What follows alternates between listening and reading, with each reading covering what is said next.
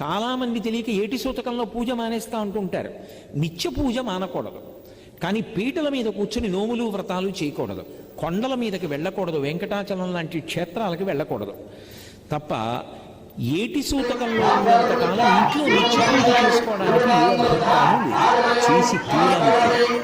కాబట్టి పూజకి ఏ విధమైన దోషము ఆవు నీతితో పెట్టడం పరమశ్రేష్టం. ఎందుచేత అంటే దానికి ఒక కారణం ఉంది.